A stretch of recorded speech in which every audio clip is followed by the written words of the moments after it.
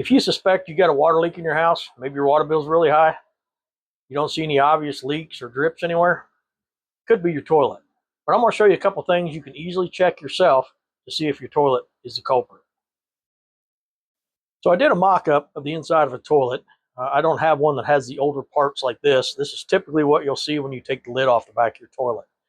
You're going to have some kind of a fill valve here. This is where your water is going to come in. You got a tube that's going to be attached to an overflow, and then you're going to have your flapper, which is when you flush your toilet, the flapper comes up and the water will go into the bowl. First thing to look at is look where your water level is in your tank. If it's right at the edge or close to your overflow, it could be that you're losing water there. So you want to lower the water in the tank. With this style, you simply twist it and it will raise up and down depending on what you want to do with it, and then you twist it to relock it.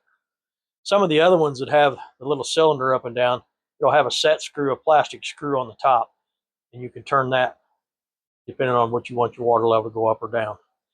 So if that's not the problem and your water level is okay, the next thing to look at is the flapper itself. This chain typically goes up to your flush handle, so when you hit the handle, it'll pull this flapper up. These flappers do deteriorate over time. Underneath the bottom side, they do get hard water deposits and scum underneath here. Sometimes it just needs to be cleaned so it seats properly, and sometimes you'll just have to replace it.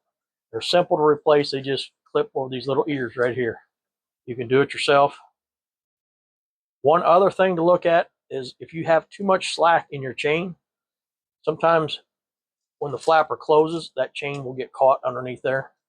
An easy fix for that is just take a short piece of a plastic drinking straw, cut it, and slide it over the chain, and that'll keep it from going underneath the flapper. Now, if you think the flapper is leaking, I'm going to show you how to do a dye test, and then you'll know for sure. So to do a dye test, it's real simple. You're going to take the cover off the back of your tank. Now this has a different flush system in it, but it's the same principle. You've got a fill valve where the water comes in. The center, it's got a plunger, but it's inside, goes up and down. It's got a rubber or a silicone disc on the bottom that goes down and seats and makes a seal. Either way, regardless of what kind of system you have, you should not get water from the tank into the bowl unless you flush it.